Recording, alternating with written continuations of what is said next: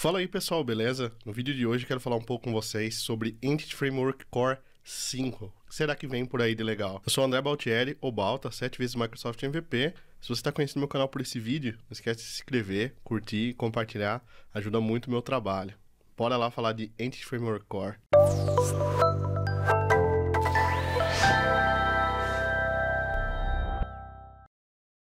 Galera, há um tempo atrás eu fiz até um desabafo aí sobre F-Core aqui no canal, né? Das coisas que eu não gostava. Realmente fiquei muito decepcionado com a versão Core do Entity Framework, que era um framework que eu usei bastante, que eu gostei bastante, né? Mas acho que no 5 algumas coisas vão mudar, tá bem? Porém, antes da gente começar a falar do Entity Framework Core, da versão 5, preciso comentar algumas coisas aí do passado, né? Algumas atitudes que o time do F tomou. E principalmente o que é um ORM, né? Principalmente conceituar alguns pontos com vocês. O primeiro ponto é que um ORM, né? Object Relational Mapping, ou mapeamento objeto relacional, ele é o cara que fica entre o nosso banco relacional e os nossos objetos. Eu lembro que até no começo do F falaram de ter um suporte dele para Mongo. Não faz o menor sentido, entendeu? Só se converter suas entidades, seus objetos para JSON, né, e deserializar depois quando você precisar das informações e pronto, você não precisa de um ORM para isso, por exemplo. Mas no caso do Postgres, do SQL Server, do Oracle, de outros relacionais, né, que acho que são a grande maioria no mercado ainda, a gente de fato precisa de um ORM para ajudar a gente nessas tarefas. Então, basicamente, a gente pega os dados dessas fontes, né, dos nossos bancos relacionais e converte ele para objetos. Um ponto importante aqui é que a gente está falando de objetos, não de entidades em si, tá? Então, guarde bem isso, que isso vai ser importante para o assunto futuro aqui nesse vídeo, tá?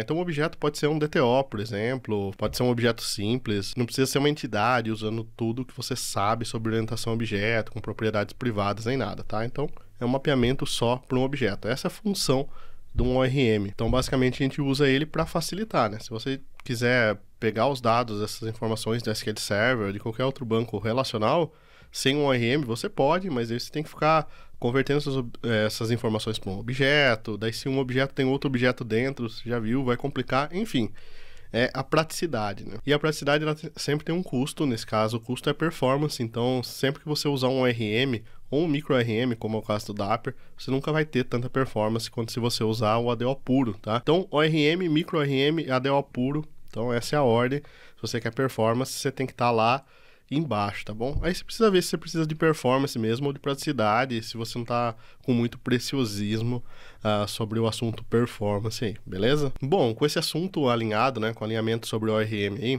a gente parte para a criação do Entity Framework Core, que veio junto com o .NET Core.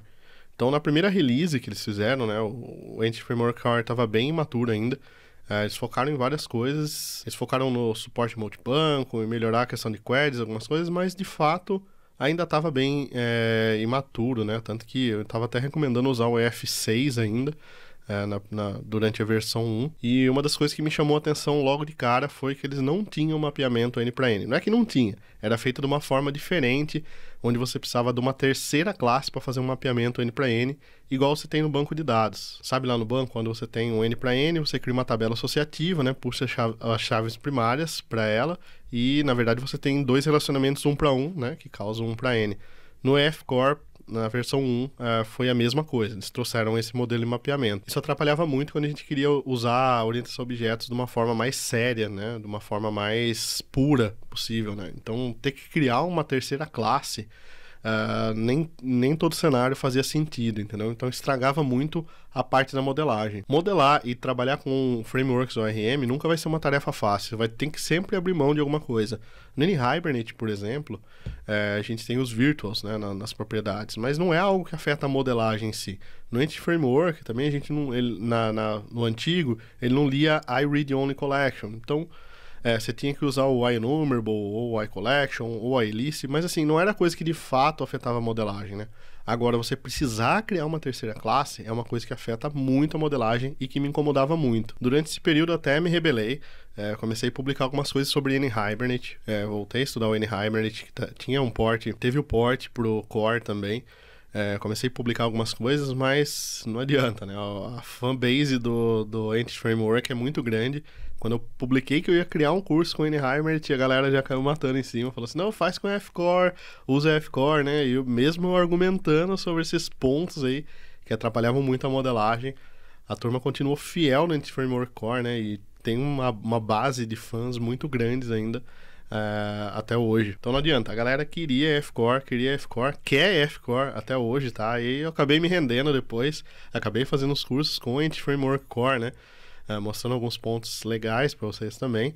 Mas não teve como vencer ele, né? A galera gosta bastante. Nessa época eu tava até um pouco com o pé no chão ainda, porque eu falei, bom, é a versão 1, né? Então, obviamente, as coisas vão mudar na versão 2.0.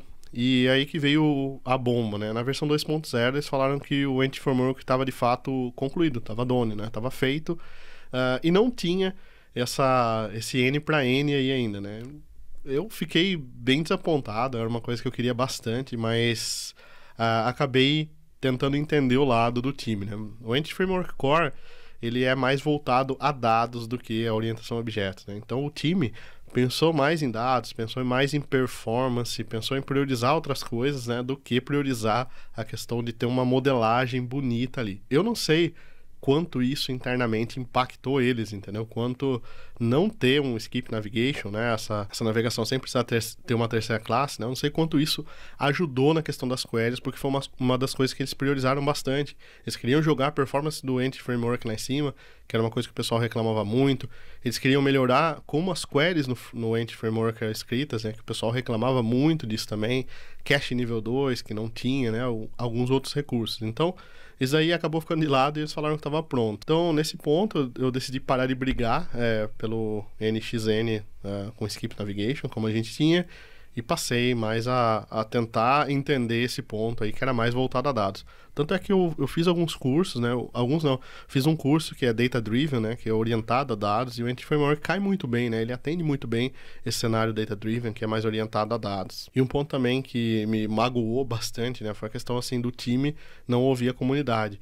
Então, muitas coisas do Anti-Framework, até essa última versão aqui agora que eles estão prometendo, saíram, assim, de porta fechada. Então, tinha issue aberta, tinha vários itens que a comunidade estava pedindo lá, mas o time não estava ouvindo, não estava priorizando isso, né? Até que a gente chegou na versão 3 do Anti-Framework Core, muita coisa foi modificada, muita coisa foi melhorada em questão de performance, mas as coisas que a gente pedia ainda não foram atendidas, né? Então, assim, a gente tem um ORM maduro, a gente tem um framework maduro, mas que de fato ainda tem algumas coisas que deixam parte da comunidade triste, incluindo eu no caso. Aí você deve estar se perguntando se eu estou fazendo esse vídeo aqui só para desabafar com vocês, né? Não, estou fazendo esse vídeo porque é na versão 5 do Anti-Framework Core, tá? Então a 4 não vai existir, então a gente vai pular da 3 para 5, que sai em novembro, mas já tem algumas coisas rolando, tá? Vão ter algumas modificações muito legais que me fizeram fazer esse vídeo para até retificar essas coisas que eu falei aqui agora do Anti-Framework, né? E tentar mostrar para vocês o que vem por aí dele, né? E o que eu acho que vem de mais legal por aí. E, obviamente, a primeira mudança que vem no Anti-Framework Core 5 é o Many-to-Many. Olha que legal, né? Então, eu acabei de falar, contei toda essa história para vocês do Many-to-Many, e agora que eu acabei de aceitar essa questão de precisar ter uma classe ali para mapear, eles vão mudar, eles vão voltar, vão deixar o suporte também, né, ao Skip Navigation. Então, você vai poder fazer do jeito antigo, não vai ter breaking changes nessa parte, mas você vai poder também usar um modelo do Skip Navigations, que é você simplesmente ter uma lista em cada lado do seu objeto e não precisar ter uma terceira classe para fazer essa associação. Só que essa primeira mudança, assim, já ganhou eu. Eu já pretendo voltar a usar 100%, focar todos os meus esforços nele, que era uma coisa que me preocupava muito, porque afeta de fato a modelagem, né? Então vocês estão vendo que eu tô até sorrindo aqui, tô até feliz em dar essa notícia, mas é algo que realmente estava esperando há muito tempo e eu acho que vai fazer toda a diferença para uma adoção ainda maior do Anti-Framework, né? Não sei se precisa, mas eu acho que a fanbase aumenta mais com essa condição nova aí de ter o Skip Navigations. Segundo ponto que eu acho importante que eles colocaram também, isso tá nos milestones dele, tá, pessoal? Vou deixar o link aqui na descrição para vocês darem uma olhada também. É um recurso chamado Table Per Type, que é quando você tem classes e você tem herança de classes, né? E você consegue fazer um mapeamento desses caras aí. Antes a gente não conseguia também, então era uma gambi para fazer antes também, né? Não é que era gambiarra, né? É igual N para N, é feito de uma forma diferente, mas que para mim soa como uma gambiarra, tá? Então agora a gente consegue mapear também os tipos, né? A classe, você cria uma classe abstrata, por exemplo, que outras duas derivam dela, você consegue mapear essa classe também dentro do Entity Framework Core 5. Um dos recursos, para mim, mais legais do Entity Framework Core 3 para cima são os Global Filters, né? Se você usa uma aplicação multi-tenant, por exemplo, que tem várias empresas dentro do mesmo banco, você pode criar um filtro global e aplicar esse filtro em todas as queries. Chama Global Query Filters, vou deixar o link aqui na descrição. Mas ainda assim, quando a gente vai construir queries dentro do EF, principalmente com include, elas ficam bem complicadas, né? Então, se você tem um include de uma lista, por exemplo, você fazer uma query ali dentro, cara, é complicado. Normalmente você vai partir para um link, né? Ou coisa do tipo. Nessa versão 5, eles estão prometendo o then include, que é uma outra feature legal que tem também. Vou listar aqui embaixo para vocês o link direto para ela. E essa feature, ela traz a possibilidade da gente fazer query dentro dos includes, né? Então, isso se você tem algumas queries mais cabeludas aí com o Entity Framework Core, vale a pena dar uma boa olhada, tá? Mas lembrando que se você precisa de performance, você pode mesclar o Dapper ou a ADO com o Entity Framework Core, tá? E fazer a leitura fora do Entity Framework Core. Talvez seja uma saída até melhor. Outra melhoria que vem acontecendo desde a primeira versão são as melhorias nas queries, né?